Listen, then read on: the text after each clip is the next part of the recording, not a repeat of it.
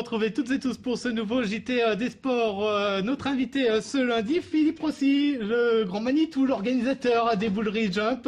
Avec vous, évidemment, nous parlerons du prochain grand rendez-vous équitation du week-end à venir, à savoir le Grand Prix international des Pays de la Loire. Dans notre séquence MSB News, d'ici une petite dizaine de minutes, nous reviendrons bien sûr sur la victoire du MSB face à Roanne vendredi soir en demi-finale allée des playoffs. Mais on va débuter sans plus attendre avec le football, puisque ce week-end a marqué la fin de la saison en CFA2, une division qu'Écomois va donc quitter et qui l'a quitté par un match nul ce samedi 0-0 face au Stade Lavallois. L'occasion pour nous tout simplement de dresser un premier bilan de cette saison plus que difficile pour les Sartois sur des images d'Amoun Chamsoudine. Si les Écoméens, ici en jaune, n'avaient depuis longtemps plus rien à jouer dans ce championnat de CFA2, leurs adversaires du jour, Laval, ne devaient en aucun cas s'incliner pour espérer se maintenir. Résultat, une rencontre assez terne avec certes quelques occasions de part et d'autre, mais rien de bien concret puisqu'aucun but ne sera inscrit au cours des 90 minutes de jeu. Les Écoméens quittent donc la CFA2 avec seulement 3 victoires et 5 nuls cette saison contre 22 défaites. Les hommes de Kevin Le Guillon ont été la pire attaque de leur poule avec 17 buts seulement inscrits. La pire défense également avec 98 buts encaissés en 30 rencontres. Il a manqué un peu de tout, mais surtout un petit peu de chance aussi où on a perdu 7 à 8 joueurs au bout de 3 mois sur ce groupe première à cause d'accidents, de blessures, de changements d'orientation professionnelle, etc. Donc quand vous partez avec un groupe de 25 joueurs pouvant jouer en CFA2, quand vous en perdez 7-8, il vous en reste plus qu'une quinzaine. Une quinzaine pour faire une saison, c'est difficile. Ajoutez à cela des conditions d'entraînement peu favorables, avec durant plus de 3 mois des problèmes d'éclairage. Voilà de quoi en effet démotiver un groupe très tôt au cours de la saison. Écomois rejoindra donc la division d'honneur la saison prochaine, avec comme principal objectif non pas une remontée immédiate, mais plutôt la reconstruction. Nous on va repartir avec justement ce groupe jeune là où on a 5-6 joueurs de 18-19 ans qui sont pleins de talent et qui sont prometteurs. Donc on va essayer de repartir avec eux et puis garder quelques cadres pour justement les encadrer et puis essayer de créer quelque chose d'intéressant. Comme très souvent ces dernières saisons, aucune équipe sartoise n'est capable de se maintenir en CFA2. La faute à un manque de moyens financiers peut-être, mais plus probablement à des infrastructures insuffisantes. À Écomois par exemple, on attend avec impatience un terrain synthétique. Et puis en CFA, sachez que la réserve du MUC 72 a terminé sa saison par un match nul face à la réserve du Paris Saint-Germain. Score final, 1 but partout. Les Manceaux terminent à la 9e place de leur poule, 10 victoires, 14 nuls et 10 défaites. Dans un instant, on parle d'équitation. Mais tout d'abord, voyons ensemble les autres temps forts de ce week-end sportif. On va commencer par la petite balle jaune. 1-7. Jo-Wilfried Tsonga n'aura effectué ce dimanche qu'un set face au Russe Youzhny avant de jeter l'éponge. Le Manceau avait pourtant débuté la rencontre normalement, menant même 2-1. C'est alors que le dernier Français encore en lice à Roland-Garros a ressenti de fortes douleurs au fessier. La venue du kiné, du médecin sur le court n'a pas fait de miracle, contrairement au tour précédent. Et c'est sur une jambe que Tsonga a tenté de poursuivre la rencontre, mais en vain. Le Manceau abandonne à 6-2. Le décathlonien Romain Martin s'est qualifié pour disputer les championnats de France d'athlétisme.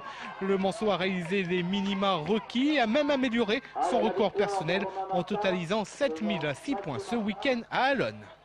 Ça a été un décathlon assez difficile, avec une entrée en matière plutôt délicate, notamment avec les conditions météo qui n'étaient pas trop au rendez-vous. Beaucoup de vent, beaucoup de pluie, température assez fraîche, donc c'était assez dur. En cyclisme, les JS Coulennes ont été impitoyables ce dimanche à domicile. 4 d'entre eux franchissent ensemble la ligne d'arrivée. La victoire a tout de même été attribuée à un seul homme, Michael Diguet. Depuis le début de saison, on tournait autour et là, on avait décidé de frapper fort. Il y a une super cohésion, tout le monde pédalait pour tout le monde et c'est une victoire de toute l'équipe, c'est super sympa. Enfin, en basket, la Coupe de la Sarthe féminine a été remportée par Lani Libré face à La Flèche, 64-58. Une finale qui a clôturé ainsi le traditionnel festival féminin. Une manifestation qui a pour but de faire venir de plus en plus de joueuses au sein des clubs de notre département. À l'heure actuelle, il faut savoir que les filles représentent 40% des effectifs sartois. On essaie de le faire progresser, arriver au moins 50%, 50% filles, 50% garçons. Et puis il y a des clubs plus féminins que d'autres. Bon, voilà, nous on essaie de les aider au maximum. Trouver des actions, on essaie de faire avec nos moyens. Des petites journées comme ceci, bon, c'est important, c'est ce qu'il faut. La montée de Coulennes en National 2 devrait également être un bon moteur pour une augmentation des licenciées féminines en basket la saison prochaine.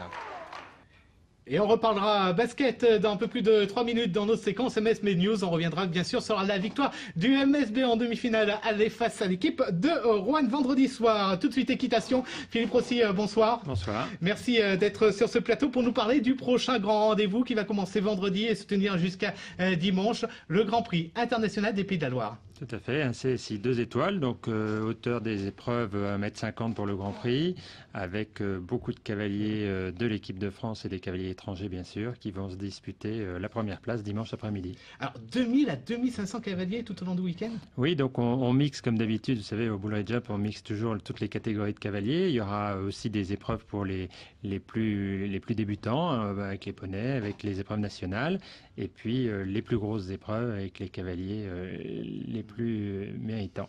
Alors, parmi l'équipe de France, on va signaler Patrice Delaveau, qui est l'un des grands favoris, c'est le tenant du titre. Et oui, il avait remporté l'année dernière, donc il revient cette année avec des nouveaux chevaux. Il a encore fait partie de l'équipe de Rome ce week-end où il gagne la Coupe des Nations. La France se porte bien en ce moment, puisqu'elle avait aussi gagné à la Baule 15 jours avant. Thomas Rousseau, le breton, lui est un habitué des victoires par an au Bull Ridge Jump avec 3 victoires en Grand Prix internationaux 2004, 2007, 2008. Tout à fait, une autre génération, une génération montante mais pleine de qualité. Est-ce qu'il y a d'autres favoris peut-être internationaux?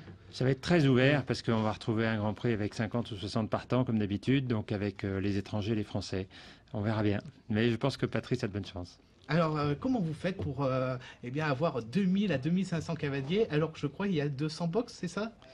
Oui, alors il y a plus que 200 box puisqu'on loue aussi des box Voilà. supplémentaires, mais on a l'habitude maintenant de recevoir beaucoup de monde au Bull Ridge Jump et on fait ce qu'il faut pour les accueillir bien et que tous les chevaux soient en sécurité et que les cavaliers soient bien reçus. Les travaux, ça en est où? Ça se poursuit parce que en un an, ça a vraiment évolué. Oui, tout à fait. Donc la première tranche du pôle européen de la filière cheval, c'est-à-dire les 200 box, sont en train de se terminer.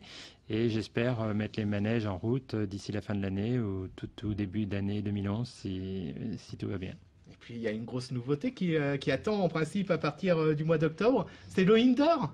Et oui, donc les épreuves indoor, si les manèges sont construits, Ouais. on mettra en place les épreuves indoor. Et donc ça, c'est la continuité de notre sport en intérieur. C'est complètement différent de l'outdoor. Oui, parce que la piste est plus petite, les paramètres sont différents, les chevaux ne réagissent pas pareil et c'est un petit peu plus difficile. S'il y avait un autre rendez-vous à retenir d'ici la fin de la saison, ce serait lequel, hormis évidemment ce Grand Prix international? Alors, on va avoir plusieurs beaux rendez-vous sympas cet été. Le championnat de France des amateurs fin juillet, le CSI 1 étoile avec le Grand Prix de la Sarthe la semaine d'avant, 3e week-end de juillet, et fin août, le Grand National. Donc, le Grand National avec le Grand Prix de la Sarthe, qui est l'épreuve phare nationale qu'on organise depuis plus de 15 ans maintenant. Merci d'être venu nous présenter le Grand Prix international Merci des Pays de la Loire. Ça commence vendredi dès 9h du matin. Soyez nombreux, évidemment, les épreuves phares, ce sera en fin d'après-midi et surtout le dimanche. Merci d'avoir été notre invité. Dans un instant, on parle basket.